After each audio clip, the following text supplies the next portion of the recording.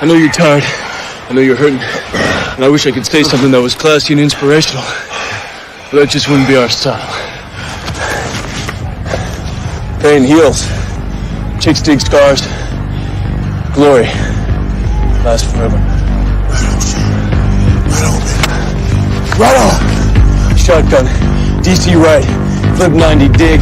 On the center. Ready?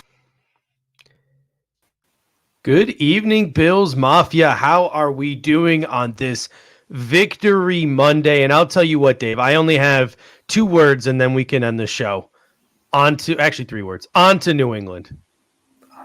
Is that 3 words or 4? No, I guess it's on to is 1 word, right? Yeah, Did I screw that one up? I don't know. All I was thinking about is how bad I looked in that suit. My hair, I don't know what was going on in that picture, man. But we got to find a new. I have a few pictures of me wearing suits. So if we want to go suit pictures, I'll get a better one in there. But that all right, you got to send me one then. I just creeped on your Facebook for that one. Yeah, I know, but I will send you one if that's the route we're going with this professional look here. Yeah, we are going professional. No hat today. We're just nothing but professionals here at the Bills, guys. So let's get going. Billy Stevens says, "How you guys doing tonight?" I'll tell you what, I'm doing great. I'm doing better than we would have done if we would have lost to the Jets. So It's seriously, how different I felt after that first Jets game versus this one. Like the first week, I was like, man, we should have won by like 30, and like I was like, oh, the style wasn't there. And this one, I'm just kind of happy we won, honestly. And like we didn't, because the way it was going, man, it's just, man, how different we feel depending on where we are in the season. Yeah, for sure. So who we got in the chat here to start off the evening? I see some regulars. Oh, we got some regulars. Elliot's in the house. Daniel Gowries is in there. Buffalo Mafia News is in the house. I saw Rico in there as well. Zach Allen, Koala Bear Khan, Richard Rush is in the house. Heather Hathaway, she's been here before. Randy Hardman, one of our winners from the giveaways, is here. Billy Stevens. Bobby is in the house tonight. So thank you to the founders, a couple of them showing up tonight. And what did he say? What was that? What did he say? We got big ass foreheads, he says. Yeah, we do. It's actually that I don't have that much hair anymore, I think is what it is. So all right, let's get this thing started today. And I'm going to start with just an easy question. Like, what are your initial thoughts after that 18-10, 8 field goal, no punt victory over the New York Jets? How are you feeling this Monday?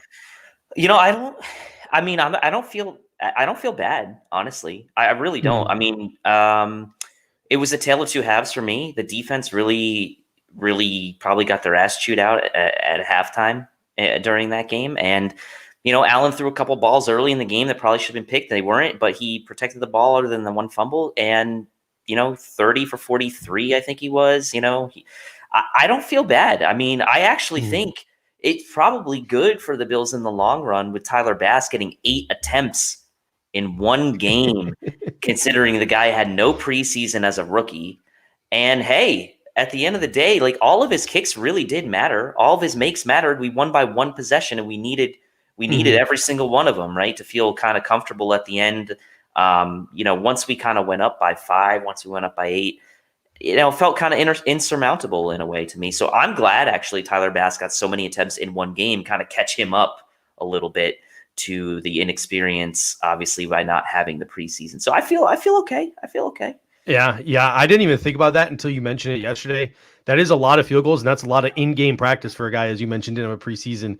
To me, I think, you know, I looked at it more from an offensive and defensive perspective than I did Tyler Bass, because I was just a little upset that we were kicking the ball that much to begin with. But the offense, it's like no punts, 8 possessions past the 50. Like, I was sort of, the positives where we were moving the football really well, and it looked like Allen was starting to beat those zones and get comfortable beating those zones. The only problem was it looked like the 2019 Bills on steroids, because we got past the 50-yard line and we couldn't do anything with it. And the penalties past the 50-yard line were absolutely atrocious.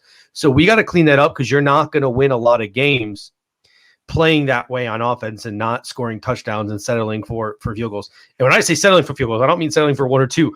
8 freaking field goals. So it was quite a day on offense. And on defense, I like the fact that we showed aggression. I like the fact that we showed signs of life.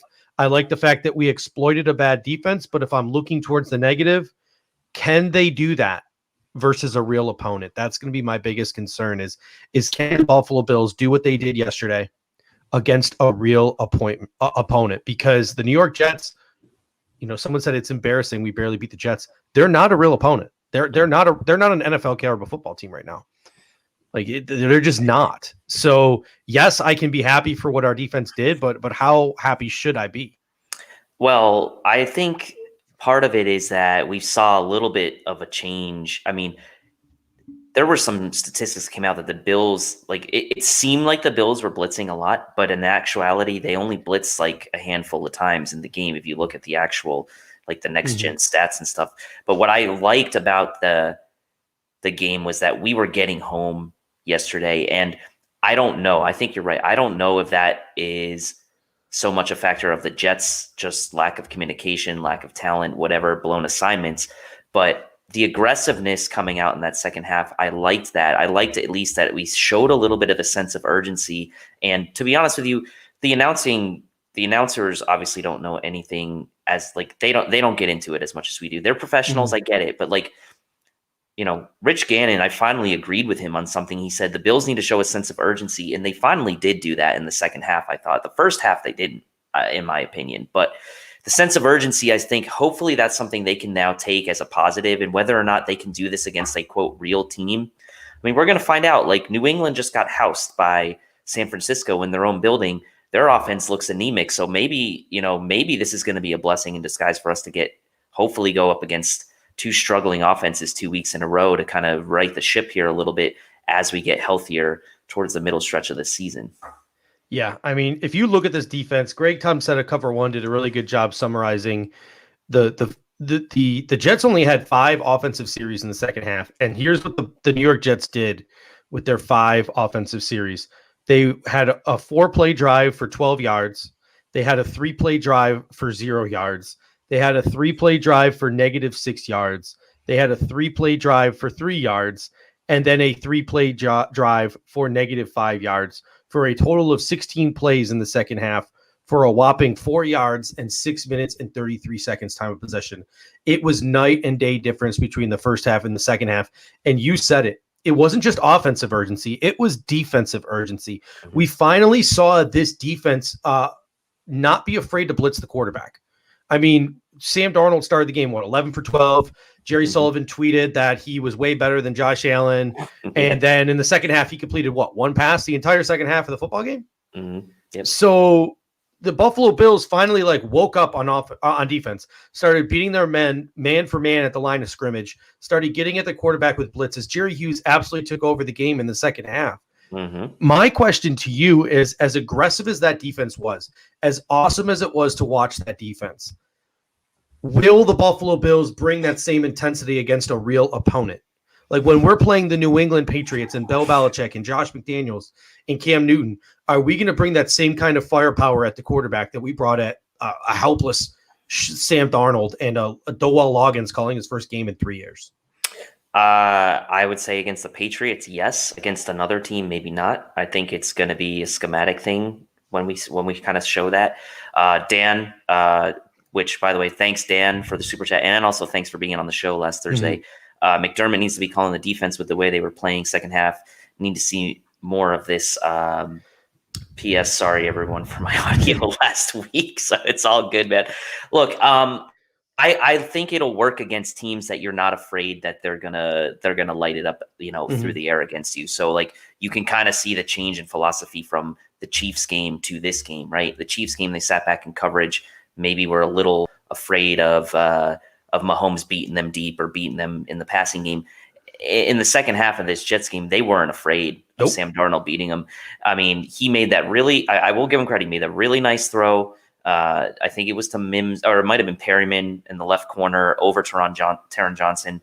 But after that, really the pressure was getting to him, right? And so I think that what it shows, at least for me, is I don't know that that's going to be the case every week, but I think at least to show that you have that in your arsenal and against teams that maybe you're not afraid so much of their passing game, maybe like the Patriots, with Cam Newton, like lack of weapons there, then maybe you do something like that against a team where you don't expect them to throw the ball that much. Yeah, we got Jimmy Johnson, 48 champion, chiming in. He says the Patriots' mentality is going to be to run the ball. We couldn't stop the run at all yesterday. We won because the Jets stopped running the ball and started throwing. We're going to get to that on Thursday on our preview show because I really think the Patriots might run the ball 60 times. Try to run the ball 60 times on us on Sunday. Like I'm saying that a little hyperbolically, but I'm being dead serious. They're going to try to run all over us. But at the same time, like I'm sick and tired. I don't care who the quarterback is. I'm done caring who the quarterback is. If we're going to win football games, we can't play scared. Like I'm done playing scared. We have to start pressuring the quarterback. We have to start blitzing the quarterback. We have to start putting more of a presence at the line of scrimmage. Let Micah Hyde be Micah Hyde. Let Jordan Poyer be Jordan Poyer. Let Trey White be Trey White.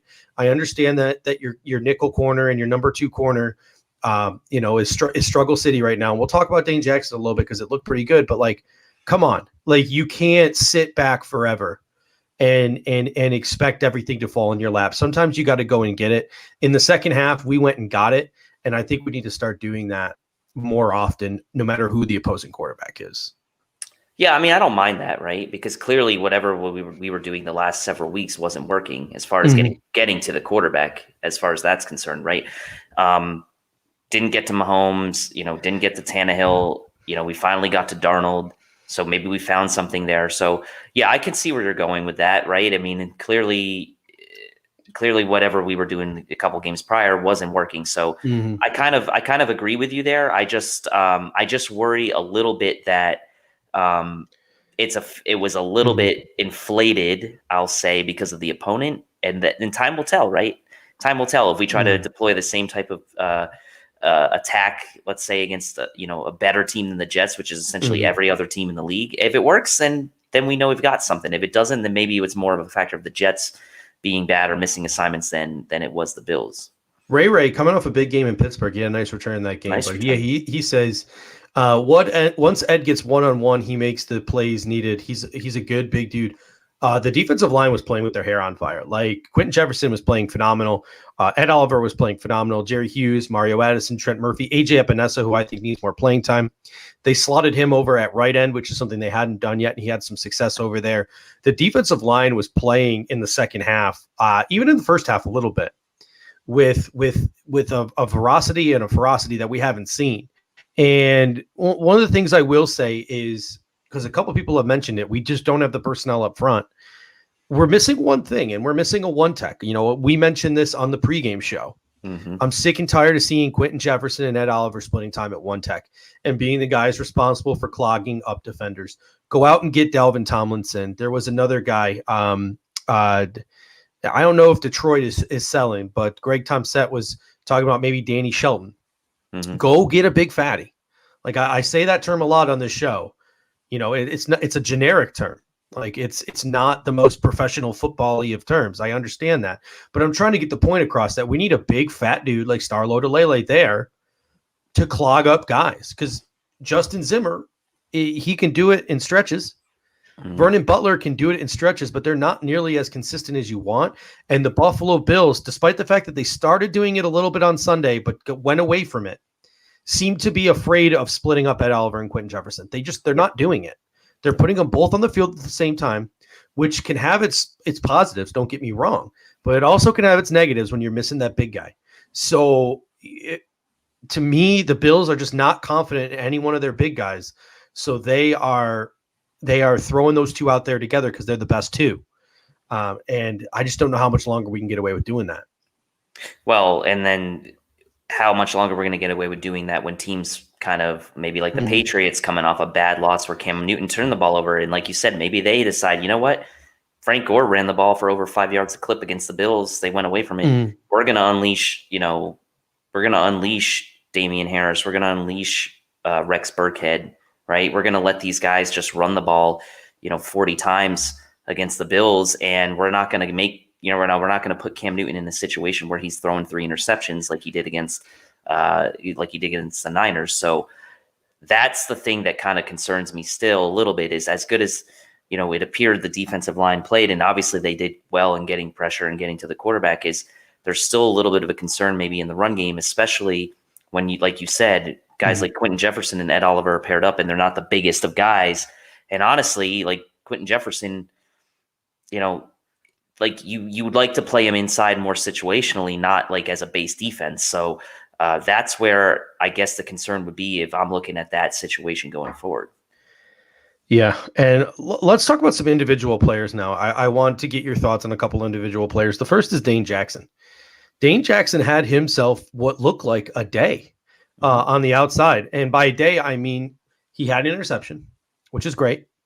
It was kind of just a really bad throw by Sam Darnold. It was just more right place, right. It was more like, right place, right time for Dane Jackson dropping back into that zone coverage, but whatever, a pick's a pick. Mm-hmm. But at the end of the day, he also wasn't really thoroughly embarrassed by anybody the way Teron Johnson continues to still be thoroughly embarrassed by people in the slot. I can't wait till Cam Lewis gets the club off that hand so Cam Lewis can go compete in the nickel. But that's beside the point. What are your thoughts on Dane Jackson and his first performance as Buffalo Bill? I mean, I was impressed, right? He had 2 passes defense. He had the interception. I liked early in the game him coming up and run support. That was one thing I noticed as well. Came up on the right side. I think the Jets were going left to right, and he came up and, the Jets gained 4 or 5 yards, but he was the guy that was there, and he was the one that stuck his nose in there. And I like to see that out of corners. I like to see corners that are willing to tackle. And you could tell Dane Jackson, you and I both liked him in the draft process, and we were excited when we got him in the 6th round because we thought it was a pretty good value for the type of player he was. Like the measurables, nothing hugely stood off the charts with him, but he was just always around the ball and he was a competitor. And we talked at length about how his coach just like lauded him, left and right about the type of guy he was. So I think he's a guy that earned his spot there and obviously made the most of it and clearly showed the coaching staff that he was hungry enough to kind of do his part. And I feel like he should be the next guy a la Justin Zimmer from last game that should make his way onto this 53-man roster, man. I think he should be on the 53. I think there's one open roster spot right now. Mm-hmm. I know from a formality, logistical standpoint, they had to send him back down because that's the rule today, but they have one open roster spot. And I really hope that we'll hear by let's say tomorrow that Dane Jackson's up on the 53 because I was really happy for first performance. Mm-hmm. I mean, you can't ask for much more, I don't think. Yeah, there was a lot of people in the comment section talking about his pass breakup that led to the first field goal. He obviously had that interception. 7th round pick. Sorry. Yeah, I said 6th. Very, very stout in some of his run defense. And honestly, Dane Jackson's first game kind of reminded me, he's a different player, but it kind of reminded me a little bit of Levi Wallace's first game a couple of years ago, where this late round UDFA type of guy, Levi Wallace is UDFA, Dane Jackson was a late rounder, comes in after we've been watching hot garbage. Like Josh Norman's been struggling. Mm-hmm. Cam Lewis was struggling because he broke his hand. Like there wasn't, Levi Wallace was struggling. The Bills were struggling at that CB2 position. And it was just a body who came in who showed some signs of life. And that's what Dane Jackson did. He showed some signs of life, which was really intriguing for a 7th round pick. This is a guy who, you mentioned, we talked about in the pre-draft process. He totally reminds me of a more physical Levi Wallace. They both struggle. They both struggle with the same things, turning their hips and running down the football field. But that being said, very similar in size. Dane Jackson's a little bigger, a little more buff, better in run support. I think that Dane Jackson, this might just be a guy because it really was surprising to me. It really was surprising to me that Cam Lewis was the first call up and that the Buffalo Bills, despite the struggle at the cornerback position, weren't looking to Dane Jackson, a guy they drafted in the 7th round. This could be a real situation of this is a guy who just performs better in a game than he does practice. And there was no preseason for him to show his stuff because all training camp, all we heard was Cam Lewis, Josh Norman. That's all we heard. All training camp was these guys. You never heard the name Dane Jackson. He was invisible. I think you even heard guys like Brian Allen more so than you heard Dane Jackson. This guy might just be a straight up gamer, a guy who shows up on game day and when the lights turn on, he just performs. And thank goodness he finally got an opportunity to get on the football field because we really need this guy because it appears like a practice setting wasn't getting him there. So this one could be a blessing in disguise that he got on that football field and shows what he can do. Because you're right, I think he deserves a spot on this 53-man roster. He deserves it, and I think he also had an injury in camp, if I'm not mistaken, that kept him out for a little bit. So maybe set him back a little. And again, not having a preseason for a rookie corner, that's tough, man. I mean, that's really tough. So in the practice setting, a guy like Norman, he's probably going to do well. He's a veteran, knows his assignments. But like you said, gamer, like this guy deserves it. I mean, I'll say this: I think he deserved a call. He deserves a call up more than Justin Zimmer did. Like I know Justin Zimmer had a couple nice plays against the Chiefs, but if I'm kind of comparing the two and sort of justifying one of them or even both to have a roster spot, I'm thinking Dane Jackson deserves it more than Justin Zimmer. Now, obviously, they both can be, but if you're going to promote a guy like Zimmer, you should be looking hard at putting Dane up on the 53. Yeah, Daniel Gowrie says Dane looked better yesterday than Josh Norman did against the Titans. He certainly looked more confident in man coverage. Josh Norman never looked confident in man coverage when he was playing the Chiefs, or I'm sorry, when he was playing the Titans. When Dane Jackson was playing man coverage, I understand it's Brashad Perriman and not AJ Brown, but still he looked a hell of a lot more confident than a veteran in Josh Norman did in the man-to-man sets that they were playing. And you mentioned Justin Zimmer. I think the reason why Justin Zimmer got the call up was there was actually some reports that a team tried to put a claim in on him. A team wanted him. So the Buffalo Bills made that move for Justin Zimmer and put him on the active roster. So it'll be really interesting. One last defensive player two more defensive players I want to get to before we transition over to offense. Number one is Matt Milano. Did not get a lot of reps. What were your thoughts on him being essentially a decoy and the few reps that he did play? I thought he did well in the reps that he did play. I mean, I looked at the game book, only played 19 snaps, which equated to about a third of the defensive snaps on the field. But I thought he looked pretty good when he was in there. I thought he was moving pretty fluidly. Got in there on one of the sacks with Oliver. I don't know if they credited him for any of it, but he was in the mix in there. He was doing well on some of the some of the all 22. You can kind of see his lateral movement wasn't. Didn't seem like there was anything going on there. Obviously, you wouldn't expect that with it being an upper body injury, but I thought he looked pretty good. And I think that maybe the Bills were just like, look, maybe we can ease him back in. He's going to be active for this game. We don't need him a ton this game, but we're going to get him some game reps to get him back in the feel of things. Because if you notice, he didn't really play that much early in the game. He played mostly later in the game. So the Bills kind of saw maybe we need him a bit now to kind of right the ship here in the second half, but.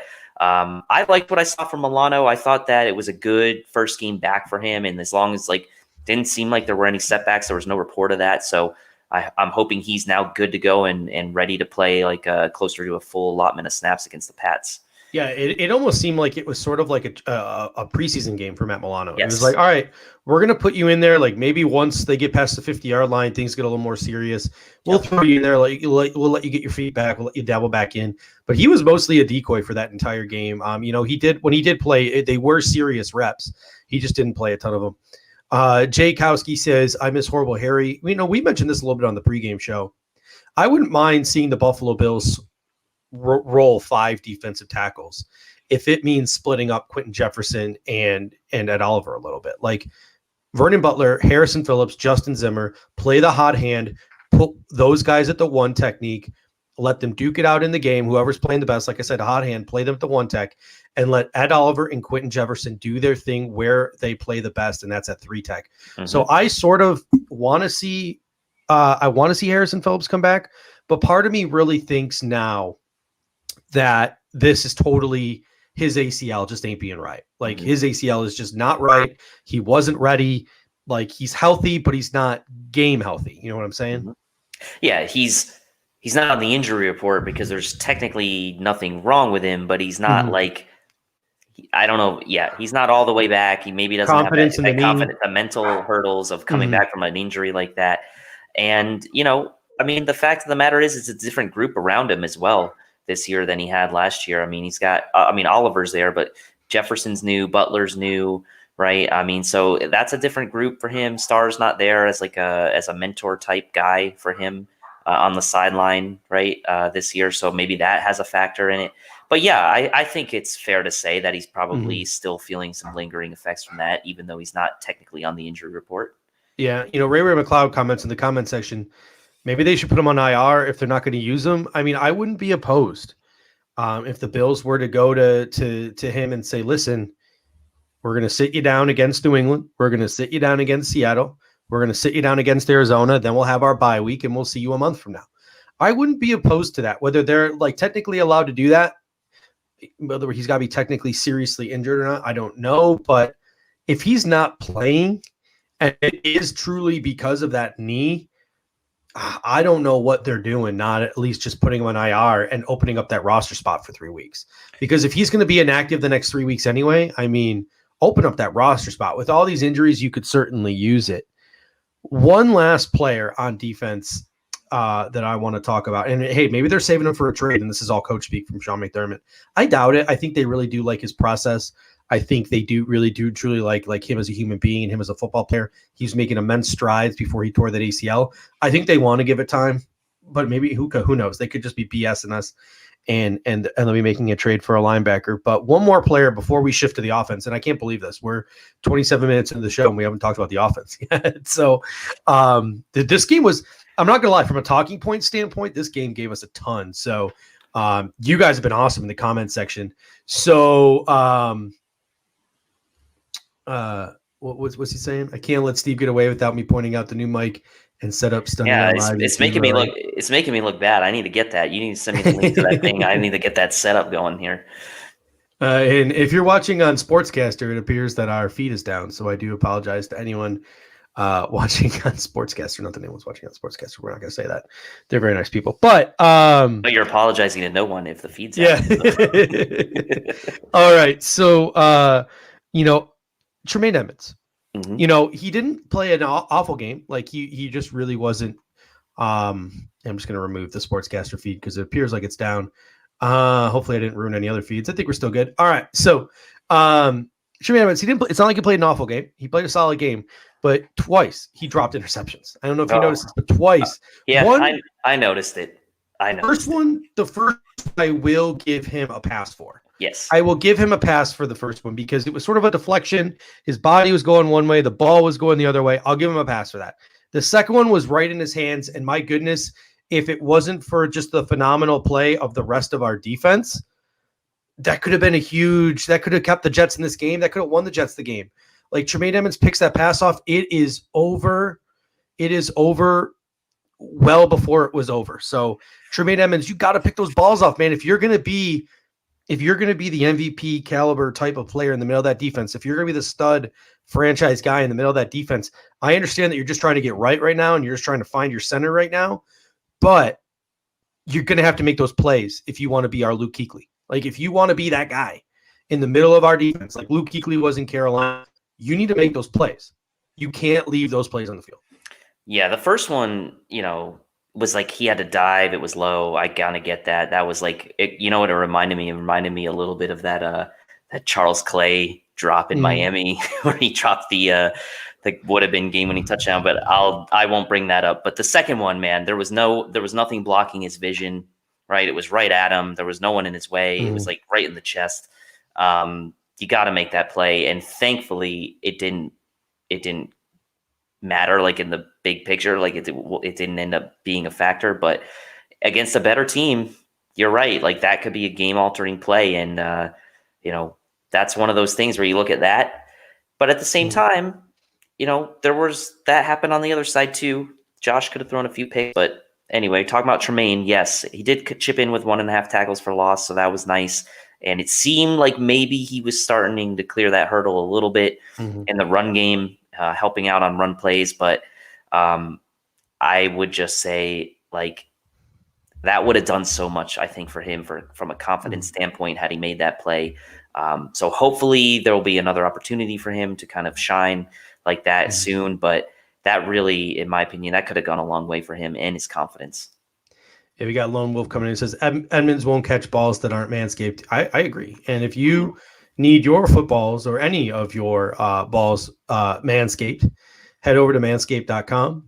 Promo code Fanatics get you 20% off and free shipping. So thank you, Lone Wolf, for that little segue into our Manscaped promo there. So on to the offense now. We're manscaping away from the defense, and we are on to the offense. There was a statistic that I saw today from Mike Clay over at ESPN, and I want to start off the conversation with this statistic. He said the first 4 games, the Buffalo Bills were averaging 4 touchdowns per game. The last 3 games, we've had 4 touchdowns total. What gives? Where have the touchdowns gone? Where have the big play Bills gone? Well, are we missing John Brown? I mean, that's Yeah. that's part of it. I mean, look, we weren't running the ball that great the first couple games anyway, so it's clearly not the running game. We know we're going to talk about that and the guard play and all that. I that's fine, but we haven't hit as many deep shots, right, in the last couple games, and that's what kind of I think about. Like, think about that big play Diggs made down the middle against Miami. I think about some of those big plays, from that Rams game that were made. I mean, I just feel like those big chunk plays that we've got those first couple weeks are just not there. Like, and I'm not even talking like 50-yard bombs, right? I'm just talking like these 20, 25 yarders that Diggs was getting. Some of those plays are just missing. And I think it's still there. Like, it's still in the Bills' DNA. It's still there. There's still potential for that in this offense. I don't think all of a sudden we just can't do that. I just think it just, for whatever reason, we haven't hit it.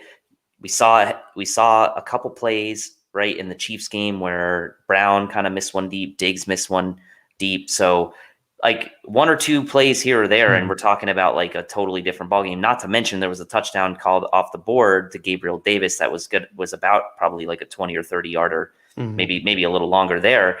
That would have been a quote big play Bills for that. So Tyler Kroft. Who do you put that Tyler Kroft on? You put that on Josh Allen? You put that on Tyler Kroft? That's a touchdown. I mean, yeah, but it's one of those where, like, I don't think there was anything wrong with the throw, and I think it's just like he had to just reach just a little bit extra, and he just lost his balance. And to be honest with you, he did a good job keeping his balance for as long as he did, because as soon as he caught it and started like tripping up, I'm like, oh, he's just going to fall down. But he kind of kept it going for like 10 or 15 yards. So yes, it could have been a touchdown, but honestly, I don't even think, I'm not blaming anybody for that one. I think it just was like slightly cost him a little bit of balance, and he couldn't keep it. Here's the thing that I want to mention, and this is more of a big philosophical question than it is a New York Jets question, but I've seen you've mentioned, and a couple other people have mentioned now, John Brown. Okay, John Brown hasn't been healthy. John Brown hasn't been playing. We're missing that other guy to take the top off. That's why we're not making big plays. That's why we can't beat these zones. That's why, like, oh, John Brown. At the end of the day, missing John Brown hurts, and it's definitely a possible causation. And we are definitely going to need him 100% to take on some of these big boys that we have to play later on in the season. Seattle, Pittsburgh, San Francisco, no doubt in my mind. I'm not trying to downplay John Brown, but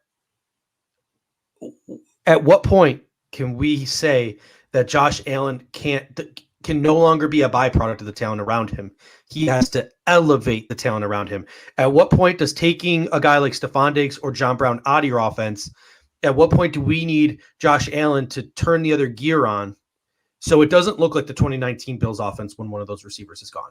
It looks like the 2020 offense. We just keep on rolling. We just keep on chugging. I understand that Aaron Rodgers is a Hall of Famer, but he has lost body after body after body this year. Devontae Adams, Alan Lazard, Aaron Jones, and he just keeps going and going and going and going. It doesn't matter for Aaron Rodgers. Now, last season, did it take a toll on him? Yeah, it did. 2 years ago, did it take a toll on him? Yeah. It's going to take a toll on any quarterback when you're missing playmakers. And the Bills are always going to have to put playmakers around Josh Allen. But they still have Stephon Diggs. They still have Cole Beasley. They still have their running backs who are solid football players. At what point does Josh Allen have to take that ball in his hands, and it doesn't matter who his number 2 receiver is, and he can still go out there and put up and shut up? Because I'll say this week he has to do it. That's what concerns me, and this is where I went with the philosophical thing. That's what concerns me about having to pay him. Like, you know what I mean? Like 2 years from now, having to pay him. Do I really want to pay a quarterback who needs John Brown, Stephon Diggs, and Cole Beasley to be good? Or do I want a guy who give him one and he makes the other 2? Like, I understand that we just played the New York Jets. We're about to play the New England Patriots with a chance to go 6-2 in the middle of the 2020 season. And it's a really big philosophical question, but it's something that's going to stick in the back of my mind until I see this team step up and put up and shut up, even with some of these injuries at wide receiver. But we got a question here from Duke Gang Williams, fresh off his 9 snaps, 14 snaps. How many snaps did he play this game? I'll tell you in just 2 seconds here. Duke Williams played a total of 4 snaps. 4 snaps. All right, so he played 4 snaps. Let's talk about the running game a little bit. I've said it before, and I said it again. Another part of this issue on the offense is the running game, and to me, it's not the running back's fault. No, like if you're watching this game and you think it's Devin Singletary is a bad running back or Zach Moss is a bad running back, I don't know what to tell you, because Ike Bucker is a flaming piece of garbage and Brian Winters is a flaming piece of garbage. The guard play for the Buffalo Bills is absolutely atrocious. It's probably some of the worst in the National Football League. Our tackles are fine. Our center is fine, but guess what? Our center is not a traditional run blocker. He's very much a pass blocking center. Mm-hmm. Our guards are terrible. I can't for the life of me figure out why we cut Quentin Spain, and boy, do we need John Feliciano back, because it is bad up the middle of that offensive line. It's bad. I mean, there was a play that Pierre put on his Twitter today. I don't know if everyone saw it, but it was a play where essentially Winters and why am I blanking? Who was playing left guard? Tell me. I'm blanking for some reason. Like Bucker. Oh, Bucker. Yeah. Like just in parallel, like it was like in unison. They both got run over at the same time. And like, it was either Moss or Singletary just got just totally destroyed in the backfield. And I'm with you on this Quentin Spain thing. Like it's obviously been a while, like a week or so now since he's been gone, but it's like, I kind of have to question a little bit some of the personnel decision-making then there to release a guy like that, when really probably all you had to do was just put him back in the starting lineup and say, Quentin, you know what? We made a mistake. You're going to be the starting left guard until, Cody Ford or Feliciano come back, and you're going to play 100% of the snaps. And even still, maybe when Ford and Feliciano are back, you might still play, you might still start. But to have Winters and Butker out there as your starting 2 guards, it's like, man, what happened? What happened to this group? I mean, we were feeling, at least I was feeling pretty good going into the season with Spain at left guard, and then whoever you wanted to put at right guard, whether it was Cody Ford or even before we got rid of Spencer Long, right? So it's very frustrating. I would say I put like 1% of the blame, if that, on the running backs, and 99.9% of the blame on the guards. Yeah. And it's fine. It's like, yeah, you got to get the running game going, but like if you can't run block, it's going to be very difficult, which is probably why we're passing the ball so much. Elliot says, why doesn't Nsekhe get to play? When does Nsekhe play? When does Nsekhe I'll tell you when, Elliot, when Deion Dawkins or Darrell Williams gets hurt, because he's a swing tackle. Like that's what the Buffalo Bills see Ty Nsekhe as. The Buffalo Bills see Ty Nsekhe as their safety blanket in case one of their top 2 tackles goes down, because Ty Nsekhe would be starting on like 3/4 of the offensive lines in the National Football League. Ty Nsekhe probably should have started at guard in this football game. Why is he not playing? Because this coaching staff, whether you agree with it or not, see him as the backup left tackle and the backup right tackle, and they don't want to risk it. They do not want to risk it anywhere else in the lineup by putting him in there, having to shuffle the line even more if Dawkins gets hurt and having to kick Nsekhe out, or God forbid Nsekhe getting hurt. They just don't want to do it. They would rather stick with their traditional guards. I think what you're going to end up seeing is Feliciano at right guard and Ford at left guard, and I think they'll figure it out by the end of the season. But I mean, man, is this run game struggling right now? Those RPOs that they run. Well, let's talk about the RPOs, the RPO running plays, because it seems like Josh Allen makes the wrong decision just about every single time. Yes. When he should keep it, he gives it away. When he should give it away, he keeps it. Like it's has not been great. But at the same time, there's usually 1, sometimes 2, oftentimes 3 people in the quarterback and running back space on those RPOs. It's absolutely pathetic the way the interior is blocking on those RPOs. And that's why, for the life of me, on that 3rd and 1, that really key 3rd and 1, I don't, for the life of me, understand why Brian Daboll called an RPO there. The RPOs have been absolutely atrocious for the Buffalo Bills this year. Yeah, we gotta get rid of that, at least until Feliciano gets back. Yeah, at least until Feliciano, maybe even both of them, right? Ford and Feliciano. On that note, like, the Bills are kind of on the countdown now to get Feliciano back on the active roster, because otherwise he's lost for the year. So yeah, we really need him back. I do think I'm optimistic that when we get those guys back, we can kind of establish some semblance of a better running game. Now, Moss and Singletary did their part. They got, Moss, did what he could.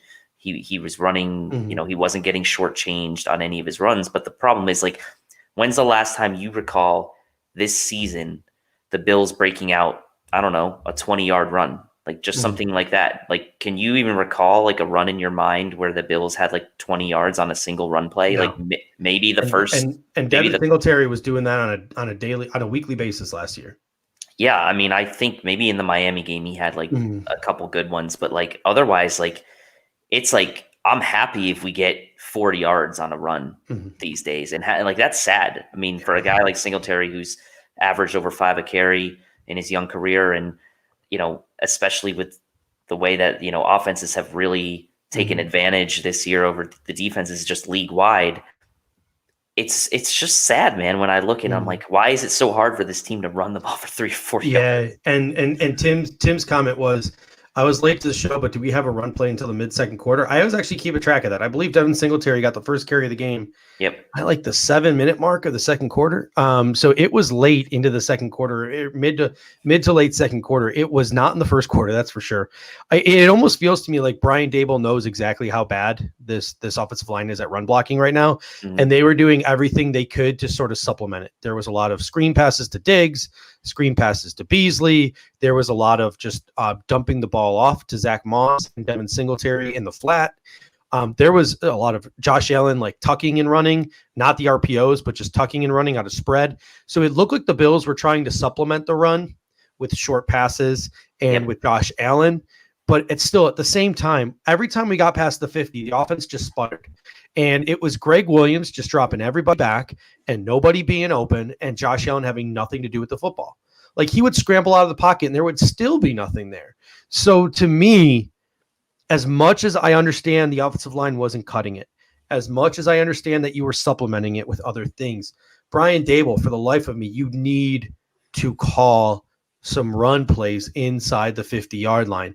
You got to do it. Like you just get settle the offense down. So we don't get penalties. I apologize. My dogs are just as upset. My dogs are just as upset. Moss did have a 27-yard run yesterday. So I will give him credit for that. So someone had said, didn't Moss have F the Jet said, how appropriate. F the Jet said, didn't Moss have a 21 run? Yes, he did. He had a 26-yard run, was the long. So yeah, he did 20-yard run out of the Bills yesterday. Speaking of Zach Moss, I think that both of these running backs are equal. I think they both do different things, but I think Devin Singletary and Zach Moss are very much equal in the fact that they're like middle tier NFL running backs. But that being said, I think you need to ride Zach Moss right now because Zach Moss is he's built to play better on this offense right now than a Devin Singletary because of the way he runs the football. Yeah, he's not going to lose. Like, he's going to fall forward for a yard at worst. I mean, Singletary's probably got a better chance of breaking a few guys in the hole. But at the same time, like, he's also probably more likely to get tackled for like a 3 or 4 yard loss. So, I liked what I saw from Zach Moss yesterday. He was kind of like forgotten when he got injured, and, Singletary, had a couple flashes there. But like, honestly, like neither one of them, Singletary hasn't really shown that he's separated himself really from Moss. So I'm kind of with you on that. I think that, Moss showed well enough yesterday that he should probably get some run. And if the Bills do decide to try to establish more of a power running game, then he might be the guy to do it. And so I do want to come back to Rico's comment once we start to talk about Josh Allen. But yeah, I'm with you on that. I think Moss looked pretty good yesterday. He looked fresh, and he looked, he looked like he was running with some juice, with some attitude. So I liked that. That was something Adam mentioned on the pregame. He wanted to see some juice out of this team, and I think Moss brought a little juice to the team yesterday. Yeah. All right. So let's get to Josh Allen because a couple of people have made this point. I know Joe Miller made it in his podcast this morning. I know Greg Vors from Spectrum News made this comment. A couple of people have made this comment like, oh, well, ticky-tack call on Gabriel Davis should have been a touchdown. Okay. Well, Tyler Kroft, if he would have gotten his feet down and would have been able to run, that's 2 touchdowns. Like the offense really wasn't that bad. Josh Allen had a great game. It's like, okay, cool. If, ands, or buts, it's still, of the 8 times you were inside the 50-yard line, you got 2 touchdowns against the New York Jets. A lot still left to be desired there. The Buffalo Bills got to finish. I don't care who the opponents are. I don't care what the referees are doing to you. The penalties that they took inside the red zone were fucking terrible. They were deplorable. They were inexcusable. And it cannot happen again, especially against a team like the New England Patriots, because Bill Belichick will get that offense turned around in the second half. They won't be throwing for -1 yards in the second half. Like, it's not going to happen. Yeah, so this starts the conversation here, right? Rico says, a friend of mine who shall rename nameless, cough Pierre, thinks Allen had an amazing game. Agree or disagree? Now, I know Pierre kind of made that, put that tweet out there today that was like, look, I thought Allen threw a touchdown, or he made some comment about that, right? About the Gabriel Davis thing. But how about the two balls he thrown that should have been intercepted, right? I mean, this is the whole ifs, ands, and buts thing, right? Like, he had a couple bad throws too.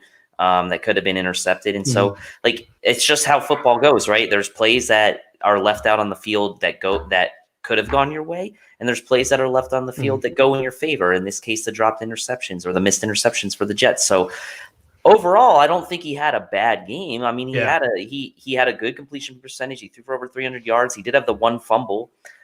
He looked okay on a couple of those runs where he, got some first downs. So, like, again, I go back to kind of like the Titans game, right? If, like, that's the kind of floor we're going to have from as far as games from him, then I think we're going to be okay. Like, Aaron Rodgers had a bad game against Tampa Bay a couple weeks ago, but no one's questioning whether or not Aaron Rodgers is going to bounce back. The difference between Aaron Rodgers and Josh Allen now is that, like what you said earlier, is like, can Josh Allen take this team on his back and will go win us some games? Can he bounce back from what people may view as subpar games or average games because of how on fire he was those first 4?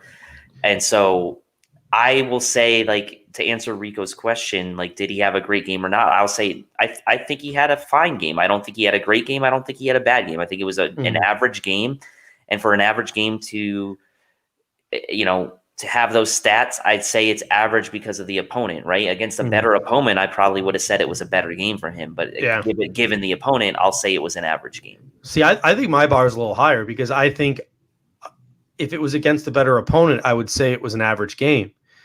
But I think being against the Jets, I think I might call it mediocre. Like, it was just like, okay, cool. You got the ball past the 50-yard line, and then you did jack squat with it. You didn't do anything. And, like, your offense got a ton of penalties that cost you touchdowns. So, at the end of the day, like that's one of those games where, like, I was having this conversation on Twitter because somebody was trying to tell me that, like, Josh Allen is still in the MVP conversation. You don't have the game you have against the Tennessee Titans and the game you have against Kansas City Chiefs. Statistics or no statistics, you don't get curb stomped by those two teams on national television and are still in the MVP conversation. Josh Allen has a ways to go to get himself back in the MVP conversation. And like, he can. These next 4 games. Like, and that's what I'm going to say about his statistics. The statistics he had against the Tennessee Titans, the statistics he had against the Kansas City Chiefs, even though the yardage was low against the Kansas City Chiefs, the statistics he had today against the New York Jets, the box score statistics were not terrible. Right. Like, they were fine. And those are the kind of games where, like, if they weren't on prime time, the last two sort of just blend into an MVP type of season, and you're fine. If he turns it around and goes back to 4 touchdown a game, Josh Allen, these 3 games just kind of blend in. It doesn't, like, it's not like the Tony Romo or Sam Darnold 5-pick games. You know what I'm saying? Like, he didn't go out and look god awful. He didn't have like there was a game earlier this season where Baker Mayfield absolutely shit the bed. I know he threw 5 touchdowns yesterday, but there was a game where people were calling for Baker Mayfield's head. Like, Josh Allen hasn't done anything. Like, Josh Allen hasn't done anything to warrant, like, Matt Barkley coming in. Right. When the game is still plausibly close. We were just so like what's the word? Like, spoiled with those first 3 or 4 games. Yeah. And, like, then we were like, oh, he's gonna do this all year. But, like, that's just not the reality, right? And so, like you said, statistically, he didn't have bad games against Titans, Chiefs, Jets. Like, he didn't have, like, the games where it's like, oh, like 0 touchdowns, 4 interceptions. Like, it wasn't like that, right? So that's what I'm saying. If that's his floor, then we're in good shape, right? Because then we've seen what he can do on the other side if he can, if he can hit that ceiling again. And to be honest with you, he may even have better games than he had at some point in the first four games. He's got potential to even have better games than those. So I like the floor that he's kind of established over these last couple weeks.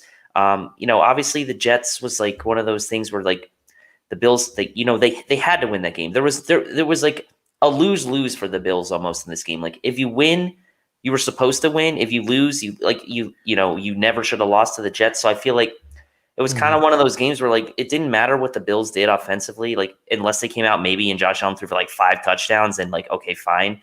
But that narrative can change very quickly next week when we play New England. We'll talk about that Thursday. But, the floor he's establishing for himself is quite nice right now. Victory Monday, me is better than, I concur. I actually approach this. I feel like I approached today's show with a very level head. Yes. There was no anger. There was no anger swelling within me that I needed to get out. A couple other things I want to touch on. Is that because Corey Bojorquez didn't have to punt? Corey Bojorquez didn't have to punt. Well, a perfect transition because I wanted to talk about special teams a little bit. Tyler Bass, 6 for 8. You kind of talked about at the top of the show a little bit. Sal Capaccio tweeted a tweet before he was writing his arrow up, arrow down column. And he said, I don't give arrow sideways. He's like, what do I give Tyler Bass's game? Did he have a good game or did he have a bad game? He had a good game. Man. You come out on the side of good game. Yes, he had a good game because, again, I look at it as it's a little more than just box score statistics. Again, he was 6 for 8. Okay, I get it. He missed 2. But the experience that he gained in a game situation, making kicks that were important. It wasn't like the Bills were up 35-0 and we called him in for some stupid field goal at the end of the game to go up 38-0. Like the kicks every kick he made was important to the Bills winning this game. Every kick he made, we needed. Okay. Like, yes, you could have said we only needed 4 because the Jets only scored 10, but like that getting it to 5-point lead, getting it to an 8-point lead made the lead feel insurmountable. So for me, the arrow is up because also, we have to remember he missed his first kick in the game, and then he came back and made 2 in a row, I believe, or maybe even 3 in a row, I think, after that, and then missed 1 more and then made the final 3. I think that's how it went, if I'm not mistaken. Someone called me out. But you missed the first one. You make 3 in a row after that. You make 6 on the game. You get that experience. No preseason. He's a rookie. Arrow is up for me. I'm not worried about Tyler Bass yet. He's got the leg. You saw that first kick he made. It was a freaking bomb. It was a missile. And look, he's a rookie kicker, man. Like, we got to know. Like, look around the NFL right now. How many good kickers? We were talking about this in the family chat. How many good kickers do you trust with 100% of kicks right now in the NFL? Justin Tucker, maybe. Harrison Butker's missed several extra points already this year, and he's regarded as one of the better kickers in the league. Mason Crosby, regarded as one of the better kickers in the league. He still misses kicks. Matt Prater missed a kick yesterday that would have given the Lions a lead. Fortunately, he came back and made the game-winning extra point to beat them. But like, these are the good kickers around the league, and they still miss kicks. Everyone, they still miss kicks. So arrows up for me on Tyler Bass. Have we gotten to the bottom of the whole one eye black thing though? Have we gotten to the bottom of that? Has anyone figured that out yet? I don't know. How did no reporter ask that post game? I don't know about that. No reporter asked that. I don't know about that, but I did like that little sauce he gave on that last kick he made, where he like looked to the Jets sideline. I like a little swagger there coming from Tyler Bass. My thing is Tyler Bass is wearing that eye black under the left eye. Is he a TLC fan? Hey, who isn't, right? Don't go chasing waterfalls, man. You chasing some waterfalls on Sunday. All right, last thing I want to get to here. Last thing I want to get here, and it's big. We talked about it a little bit on the pregame show. Bills are 5-2. They are 3-0 in the AFC East. They are heading into a brutal stretch of games coming up after New England. Seattle, Arizona. We saw what those two teams did on Sunday night. Like, what a game. What a game. Arizona is not as good, I think, as people are wanting to give them credit for. Arizona and Buffalo are pretty much mirror images of each other, if you want to ask me. They both run hot and cold. So it really is going to depend on what. Kenyon Drake injury kind of sucks, but maybe they don't need him. Maybe they don't need him. Chase Edmonds is better. Chase Edmonds is good. They overpaid Kenyon Drake. Chase Edmonds is better. Chase Edmonds is a really good running back for them.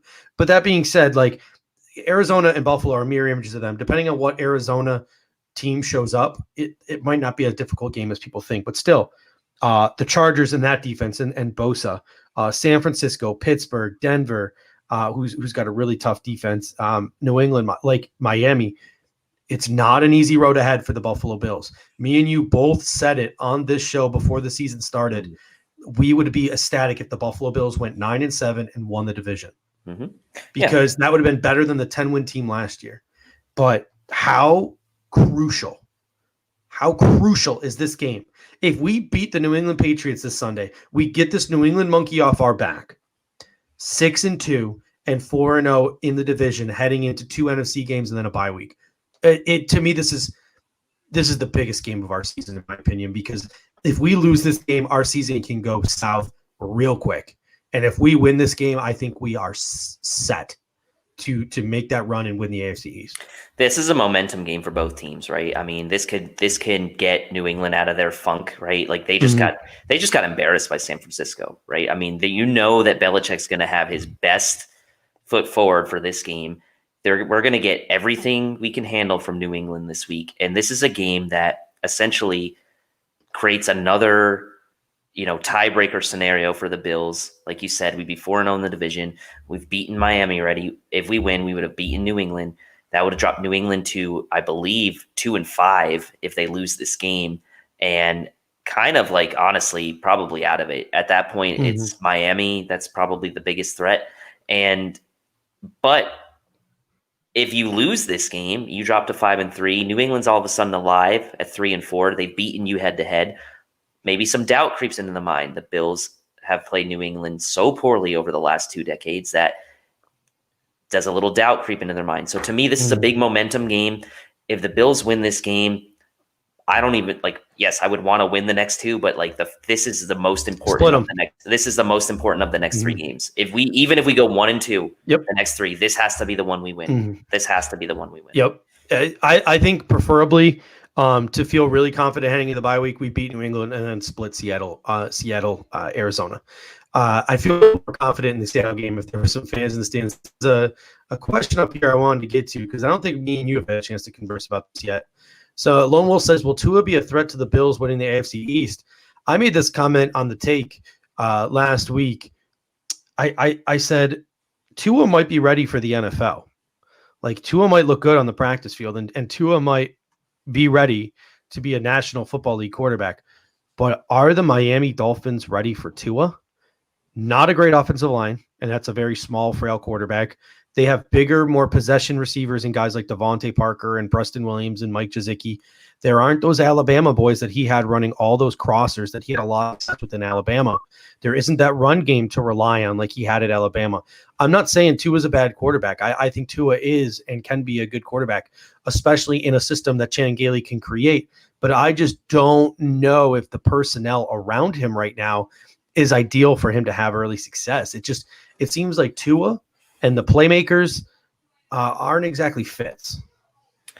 Well, I think the way that Miami has played so far this year with Fitzpatrick has really masked some of their deficiencies, right? I mean, you talk about their offensive line being a little bit of a weak spot for them. I mean, how quickly is Fitzpatrick getting rid of the ball in the games that we've seen? Especially, I mean, we saw it when we played him, right? I mean, he's just sitting there, just snap, throw, like that old Eli Manning game that we referenced like way back when the Giants just nickel and dimed us all day. I mean, Tua is not that kind of guy. Now he does bring some running ability, but so did Fitzpatrick, right? So, Miami's making this move because it's obviously their bye week and they feel like, when Tua is ready, like he's going to be the guy. But like, I do find the timing a little odd. Brian Flores is going to obviously have to answer to this depending on how this goes for them. But I would actually say, to answer the question, that no, I would say Ryan Fitzpatrick was the bigger threat to threaten the Bills winning the AFC East than Tua is,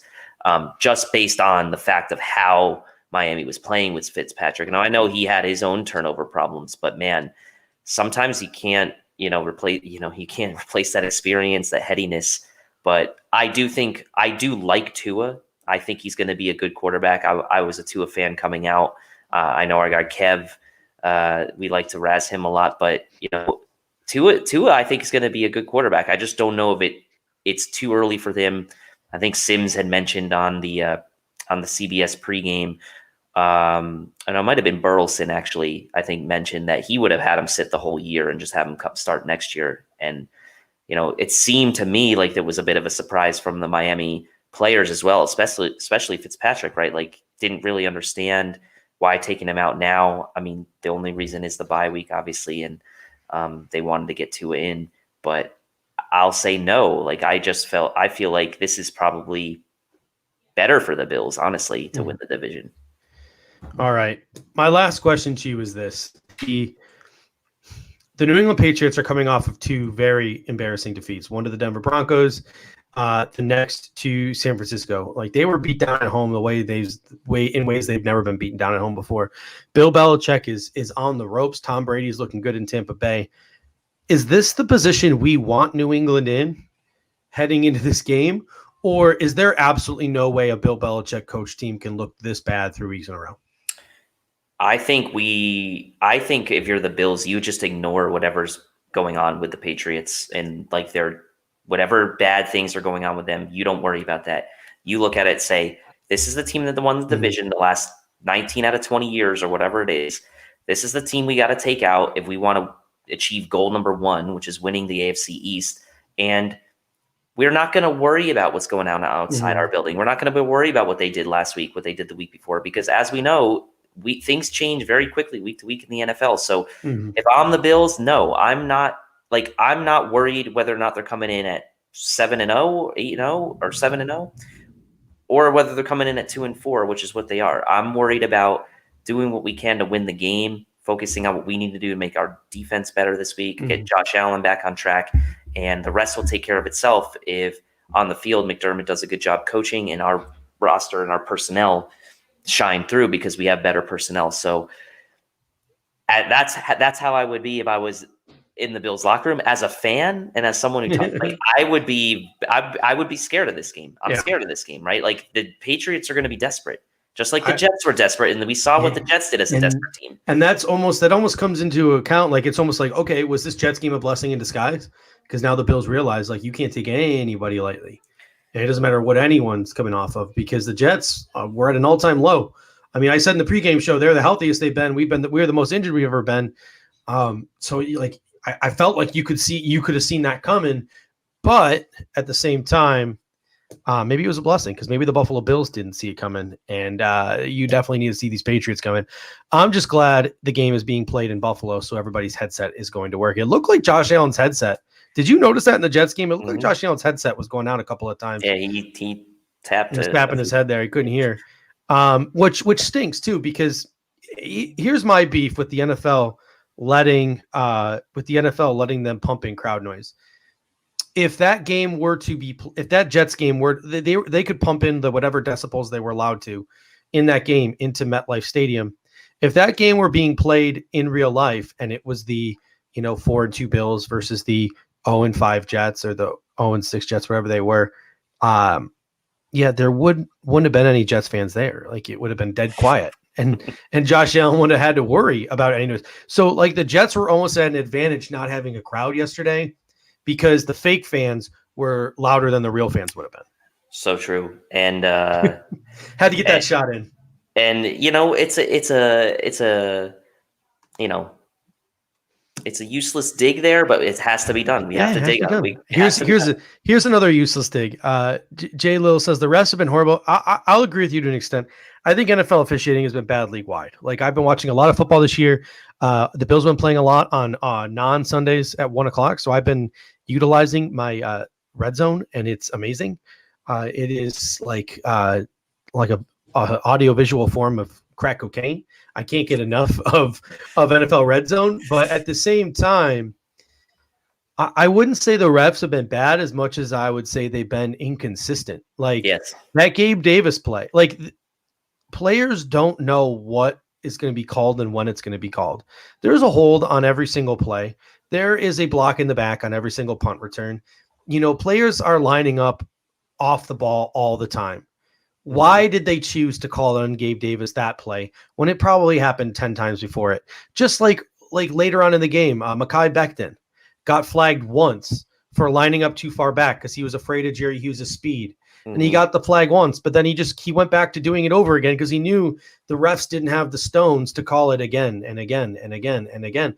The refs don't have the gall. The refs don't have the cojones to call it every time because they're afraid of what the fans will think if they're throwing too many flags. So they'll call it once, and if the players test them and go back to it, they just keep doing it. So, like, you know, we got called for an illegal man downfield at one point in this game. The Kansas City Chiefs had an illegal man downfield like 10 times in their game against the Buffalo Bills. I mean, it's just the consistency with which the referees are calling penalties is what's really throwing me off, because sometimes it really does feel like they wait for certain situations. Okay, this game's getting out of hand, and it is the national game on the 4:30 window.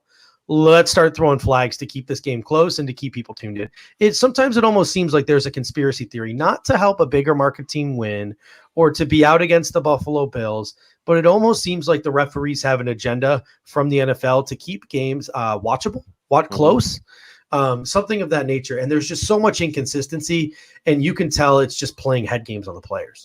Well, and I think that's the thing for me is the consistency, right? So if it was consistent and it was like, you may not agree with it, but that's the way they were going to call it, then okay, I could like get on board with that to the extent that this is going to be the same for every team and that's how it's going to be. But like, yeah, some of these ineligible downfield, this like sort of not lining up on the line, but sort of lining up and throwing it there. And yeah, I mean, I know they have a difficult job. I'm not going to say that. And maybe like the preseason's affecting the refs as well. Maybe they need that preseason as well to kind of get the feel of things. But the refs are out there, you know, refereeing and officiating these training camp scrimmages and these training camp practices. So like they've got, you know, and these guys all have pretty good experience. So I'm with you there. Thankfully, I don't think it's like affected any outcomes for any of the Bills games so far this year, but let's hope it doesn't come to that. Yeah. Tim Stook wants a lesson between. I'm not an ELA teacher, but I'm pretty sure they are the Bills means like they are the Buffalo Bills, and there are Bills. There are like we own, like, so R is like an ownership type of deal, right? I don't know. I'm not an ELA guy, but anyway. The consistency, like that Gabe Davis play. Someone said the announcers were having a hard time. No, don't get me wrong. That Gabe Davis penalty was a penalty. Like it was his foot. No receiver's foot was on the line of scrimmage. But at the same time, if we went back and rewinded that game, that was the only time that penalty was called all game. If we went back and rewinded that football game, how many times were both the Buffalo Bills and the New York Jets guilty of it? Because my guess is if we went back and we rewatched that game, I don't know, Tim, when you're joking, man, I don't know.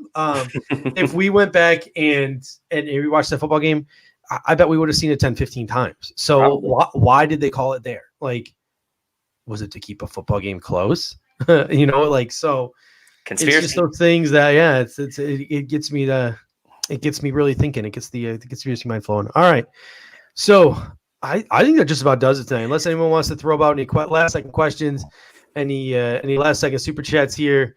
I think we have just about hit everything that we need to hit to have a successful Monday night quarterbacking. How about you, Dave?